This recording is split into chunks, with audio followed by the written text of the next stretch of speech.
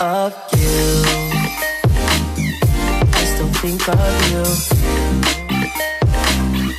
No, you know it's true. I still think of you.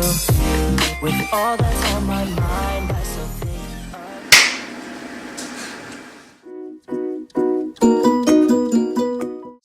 I started writing just as a hobby. I've always been into music. I played piano since I was little, and so like after messing around with it and experimenting, I was like, oh, like, I want to write songs. And so then after that, getting into production. And that's how I kind of started.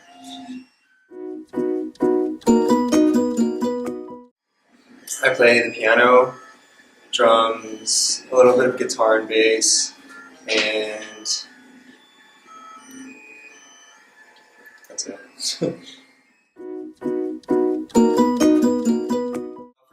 For production, and as well as like playing live, I use Ableton Live, which is a software, a digital audio workstation. So there I could record tracks, like audio tracks, and also MIDI. And I use different plugins such as Serum, which is like a virtual synthesizer, and other things like that to make my music.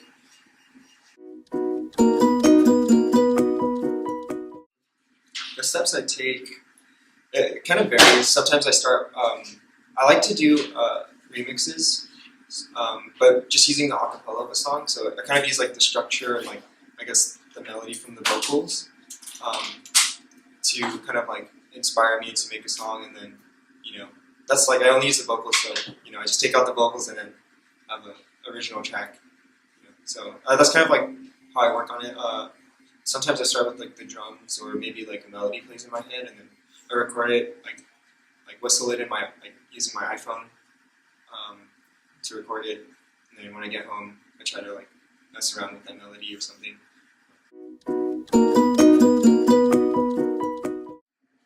I was first introduced to technology, I think, firstly with GarageBand, when it first started like coming out, or when it first became popular, I guess. Most of my friends had Apple computers way back when, probably like 7th, 8th grade maybe. And so I was playing with like, oh, that's really cool, you know. And then recording with that, and then I found like because I didn't have an Apple computer back then, so I got a Windows and got like a kind of a cheap, like less cool version of it. So then I just messed around with that, and then when I finally got a MacBook, I messed around a little bit with GarageBand, and then I bought a MIDI controller called Launchpad by Innovation, and it came with a free version of Ableton, and then that's how I kind of got into Ableton and started using that, and then from there, you know, learning about different, you know, plugins and synthesizers that I could use with Ableton, as well as like different, I guess, different hardware or MIDI.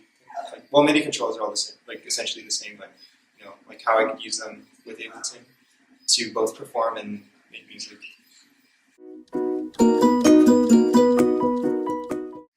I like collaborating with musicians because I like the collaborative aspect of it. So, you know, it's like you kind of get to actually work with the person, you kind of like get to know them, and then it kind of turns into like a little networking thing, and plus you make a friend if you aren't friends already. It's on my mind, I still think of you. I keep myself busy, though you know it's true. With all that's on my mind, I still think of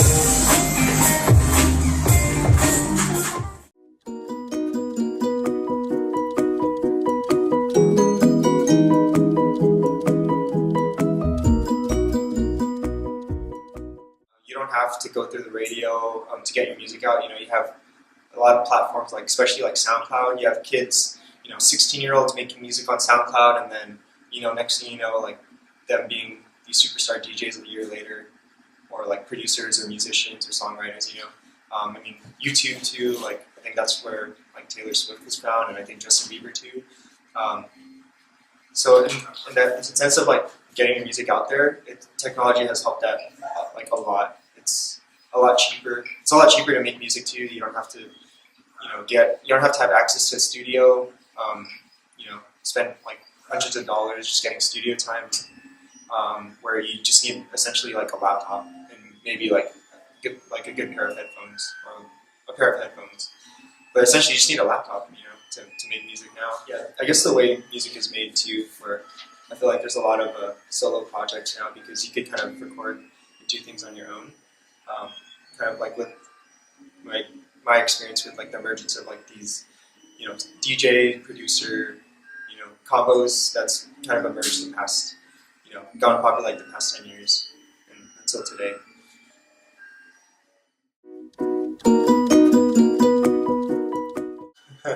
That's hard. I would classify myself under like a soul-based, EDM-ish, hip-hop kind of thing.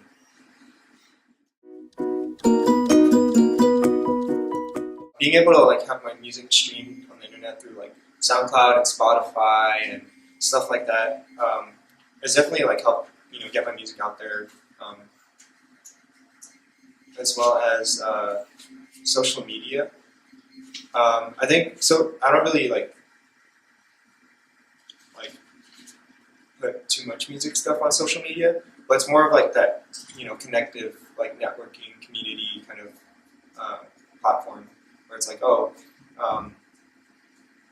like when you have a picture, video, or like, a story with other artists or like, musicians and stuff like that. They're like, oh yeah, this is like, oh yeah, like making music with Spré or whatever. Then it's like you kind of, get exposed to like the people that follow them and stuff like that. So yeah, I don't really like use it in that sense, but that's a way that social media has kind of helped me. Time, you still making me hot. Summertime chills running up my back. Uncontrollably in love with you. You're my rain in the fall, in the spring, the skies are blue.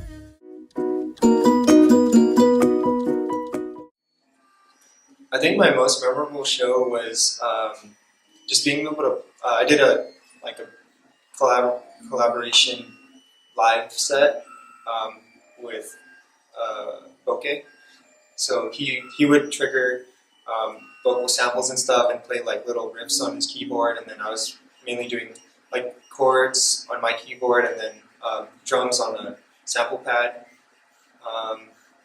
Yeah, that was like the most fun I've ever had, and it was kind of cool because the venue was really packed, so it was like definitely like the biggest crowd I've played for, and it was just it was just the most fun just because like Bokeh is like a good friend of mine, and so like for us to be able to play like each other's music like together and kind of like like our own way. So like I would play the drums in my way to his music, and he would do like little like riff things like to my music. So that was really cool.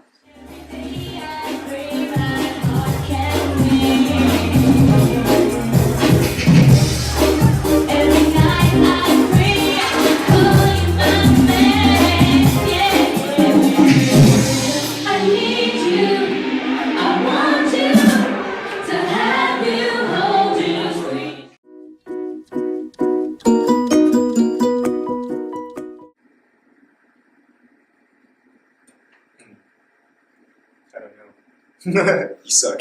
I'm just kidding.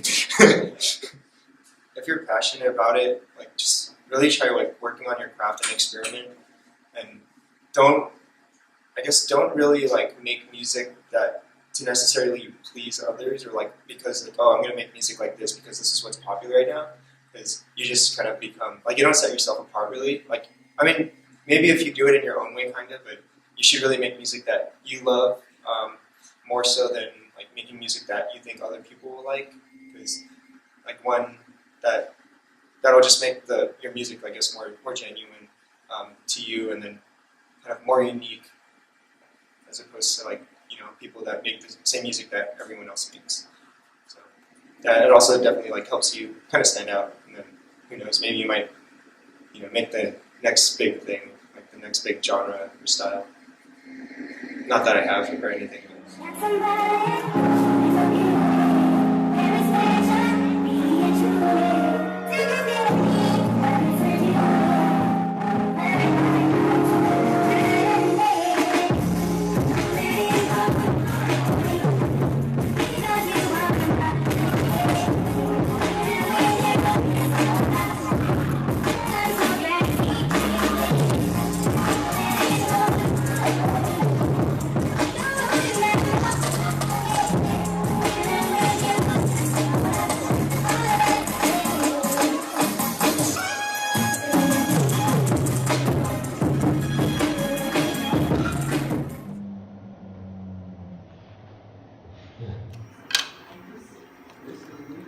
That's